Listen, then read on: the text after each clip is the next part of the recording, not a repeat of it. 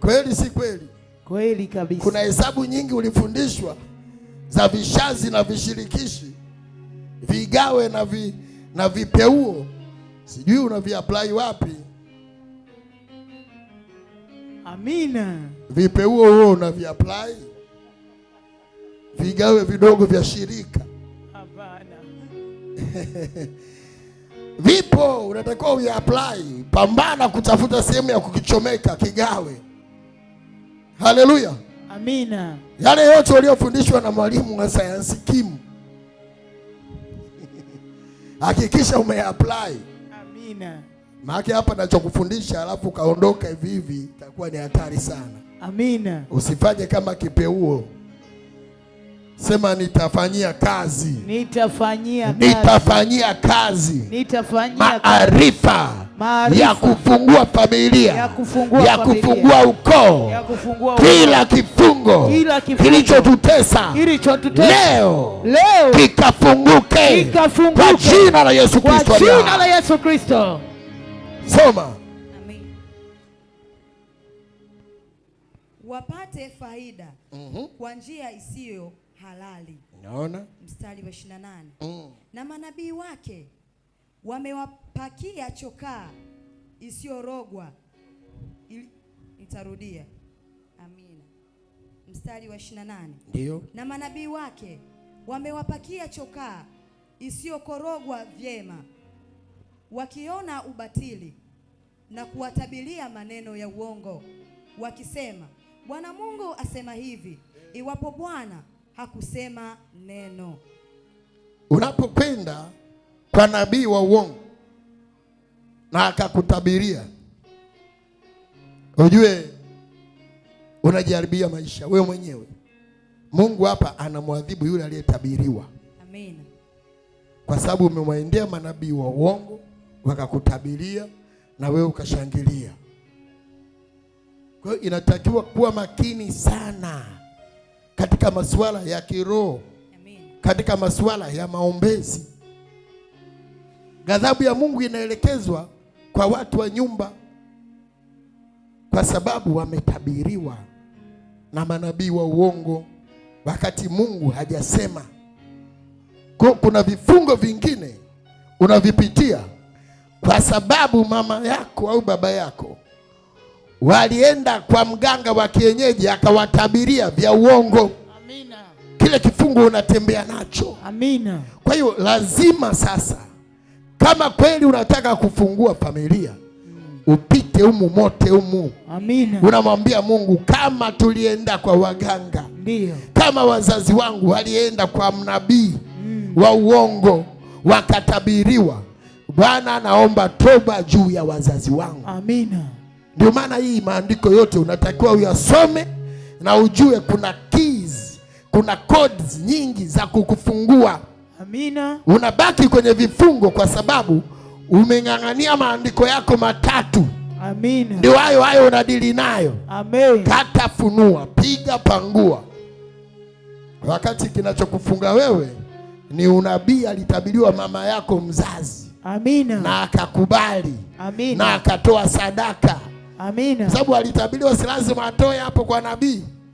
Akitoa maana amekuunganisha. Utaijua wapi? Amina. Mpaka usome hivi vitu.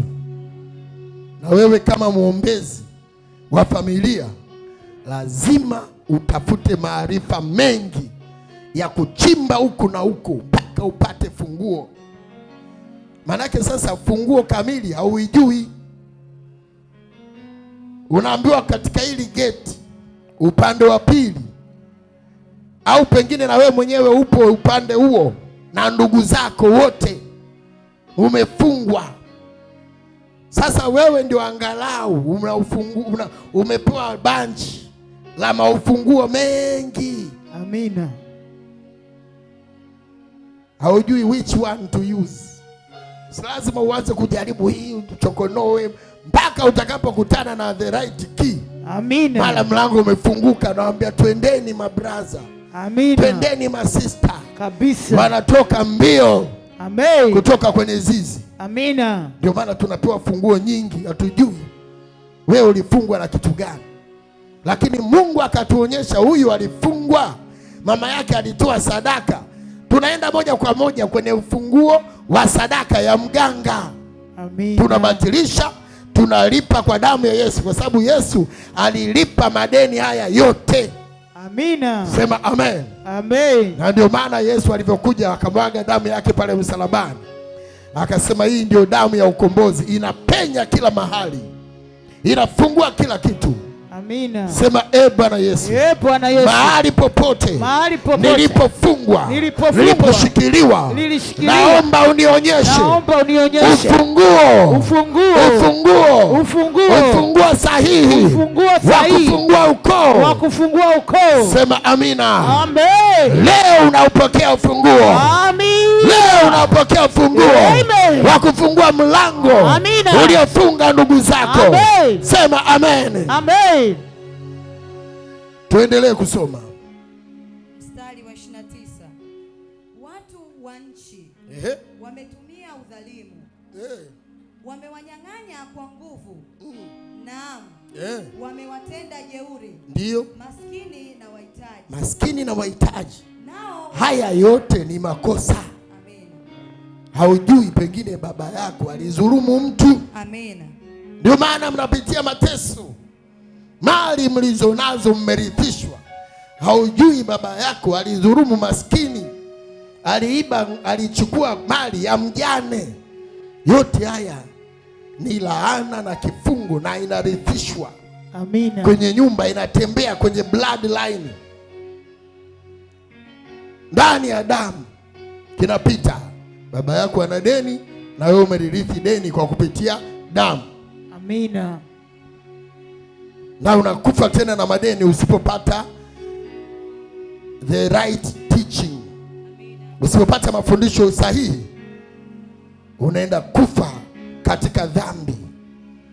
Ndio maana hata Yesu alivyokuja akasema mimi ndiye, manake anawapa kwamba mimi ndiye ufunguo, mimi ndiye uzima, mimi ndiye nuru ya ulimwengu, na yeyote asiyesadiki ya kuwa mimi ndiye atakufa katika dhambi zake. Kwa hiyo kuna watu wengi wamekufa katika dhambi zao. Amina. Katika vifungo vyao. Amina. Kwa sababu hawajasadiki ya kwamba Yesu ndiye. Amina. Kwamba Bwana wa mabwana, yeye ndiye Alfa na Omega, mwanzo na mwisho. Funguo yote ya ufalme wa nyumba ya Daudi anayo. Amen. Sema amen. Amen. Sema amina. Amina. Malizia. Nao wamewaonea wageni bila haki. Bila haki. Nami nikatafuta mtu, ndio, miongoni mwao atakayelitengeneza boma, na kusimama mbele zangu, ndio, mahali palipobomoka, kwa ajili ya nchi, nisije nikaiharibu. Lakini sikuona mtu. Mungu anahuzunika. Kwa hiyo Mungu hapendi kutoa hizi adhabu. Amen. Anapenda mtu ainuke ndani ya hizi familia, ndani ya haya maboma, ambaye atasimama mahali palipobomoka. Amina. Ili aitengeneze nyumba, aitengeneze mji. Amina. Anasubiria mtu wa kuinuka, ambaye atakuwa imara katika maombi, katika imani. Amina. Na kutafuta maarifa kwa bidii. Amina. Haleluya. Amen. Akimpata huyo mtu hawezi kuharibu nyumba. Lakini kama mtu hajapatikana, Mungu yeye anapiga. Amina. Anapiga moto. Amina. Anachoma kiberiti. Amen. Anawasha. Amina. Ndio mnajikuta mnazidi kudidimia, mnazidi kuangamia. Yale madhara ya mauti, ajali za ajabu ajabu ndani ya familia haziishi. Amina. Kudhulumiwa, mnapata mali alafu mali inapotea. Amen. Kumbe Bwana mwenyewe ndio anaichoma. Kwa sababu wewe unaona ni mali, yeye anasema ni takataka za chuma, takataka za fedha. Ni chuma chakavu mbele za Bwana. Amina. Wewe unaweza kuona umejenga nyumba, you are very proud of your house, you are very proud of your car. Amina. Lakini kwa Mungu ni chuma chakavu. Amen. Na anasema ataipiga kiberiti. Amina. Anytime. Unashangaa gari mpya umenunua leo, kesho ajali. Lazima kuna kitu hapo. Amina. Lazima kuna jambo hapo la kujiuliza. Amina. Mungu anasema natafuta mtu miongoni mwao, wala sio outsider. Haleluya. Amina. Si ndio hivyo imesema miongoni mwao? Hebu rudia hiyo andiko namba 30. Mstari wa 30.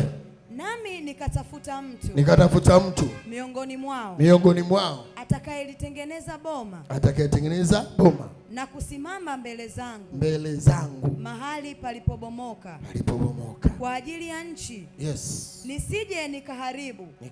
Lakini sikuona mtu. Amina. Kuna vitu vingi hapo vimeandikwa. Natafuta mtu. Mungu anatafuta. Amen. Miongoni mwao, yani within the family, kati ya madada na makaka, lazima mtu mmoja asimame. Amina. Atakaye simama mahali palipobomoka. Amina. Atakaye simama kwenye familia. Amina. Kama pamebomoka kwenye uchumi, asimame kwenye uchumi. Kama pamebomoka kwenye ndoa, yes. Unaona kabisa kwenye familia yenu, kaka akioa anaachika, dada anaachika, kila mtu yenye kupigwa talaka. Yaani talaka zinapigwa upande wenu, mpaka wanaume nao wanapigwa talaka na wake zao. Amina. Yaani bro anakuja kukulalamikia, ameniacha yule mwanamke. Unajua hapo pamefanya nini? Pamebomoka. Amina. Panatakiwa mtu aje kusimama. Li brother linalia. Amina. Sio yeye ndo amemwacha, kaachwa. Amina. Unaona tu status vinabadilika kwenye simu chwa. Hatujazaliwa wote. Unajua hapo kimewaka, kimenuka. Amina. Tumezaliwa wote vipi tena? Kimeumana. Bali nani kasema tumezaliwa wote?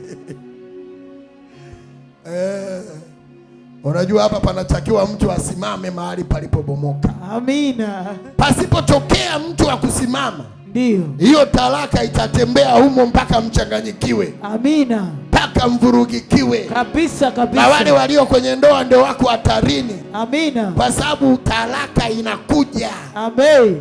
Hata kama wewe unajiona ndo wewe ndio uko kwenye mapenzi mazito kuliko watu wote ulimwenguni, we give you 5 years. Tukio linatokea. Simtaki tena. Amina. Wamekurudisha kwenu, kwanza wanakupiga likizo ya miezi 2-3. Muangalieni binti yenu, mimi. Amina. Akishajirekebisha nitakuja kumchukua. Amen. Unakaa mwezi nini, wamekuja wamekuchukua. Baada ya hapo mchezo ndio huo. Ukikosea kidogo umerudishwa. Baada ya hapo unarudishwa na nauli ya kurudi tena utumiwi. Unajua hapa ndio mahali pake. Mungu anataka mtu asimame. Amina. Mahali palipobomoka.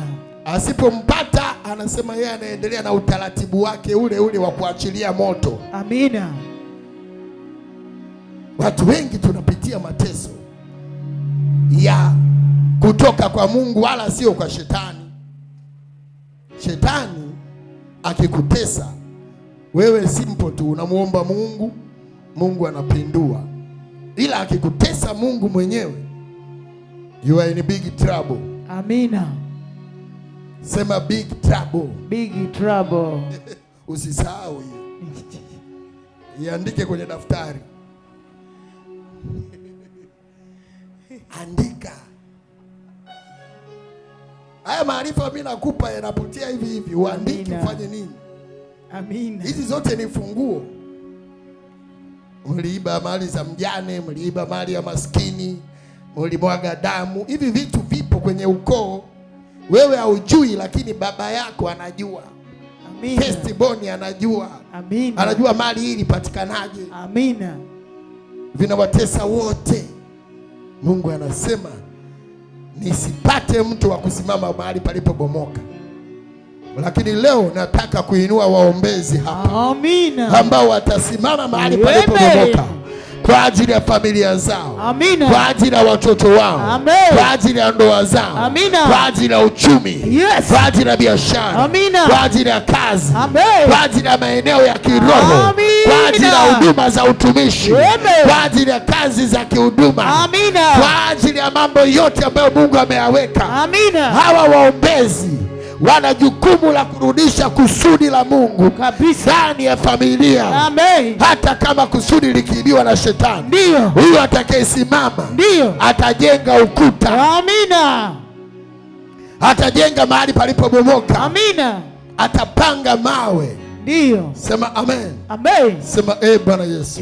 Bwana Yesu. Nipe nguvu. Nipe nguvu ya kujenga ukuta. Ya kujenga ukuta wa ulinzi. Ukuta wa ulinzi. Ukuta wa maombi. Ukuta wa maombi. Ukuta wa ibada. Ukuta wa ibada. Ukuta wa sadaka. Ukuta wa sadaka. Ndani ya familia yangu. Ndani ya familia yangu. Kwa ajili ya ukombozi. Kwa ajili ya ukombozi. Kwa ajili ya uponyaji. Kwa ajili ya kuondoa magonjwa. Magonjwa sugu. Ndani ya familia yangu. Ndani ya familia yangu. Magonjwa yote. Ya maagano. Maagano ya kichawi. Maagano ya kiganga. Maagano ya kishetani. Ninayakataa. Kuanzia leo. Nasimama katika nyumba ya baba yangu iliyobomolewa, iliyoharibiwa. Nasimama leo. Bwana Yesu, utusaidie, utukomboe, ututoe kwa jina la Yesu. Unatoka kwa jina la Yesu Kristo. Familia inakombolewa. Amen. Ukoo unakombolewa. Amen. Ukisimama sawa sawa, hakutabaki mtu aliyefungwa. Amina. Sema amen. Amen. Sema amina. Amen. Sema amina mbele za Bwana. Amina.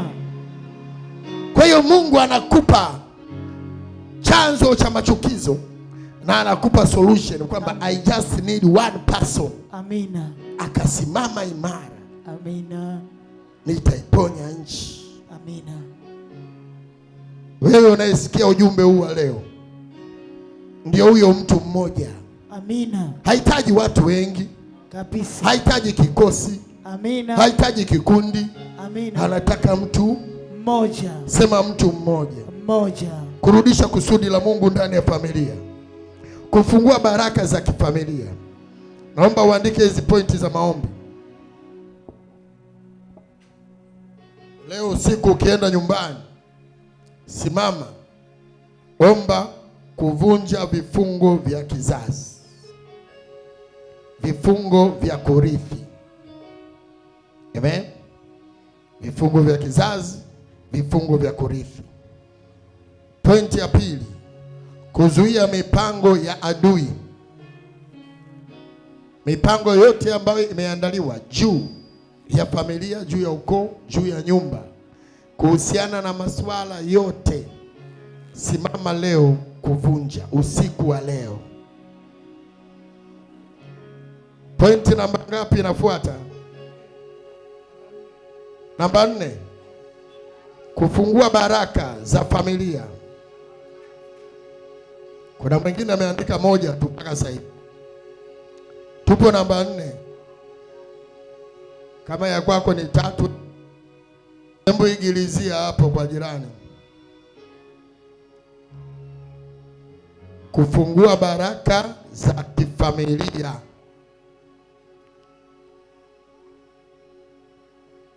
Namba inayofuata, kurudisha kusudi la Mungu ndani ya familia.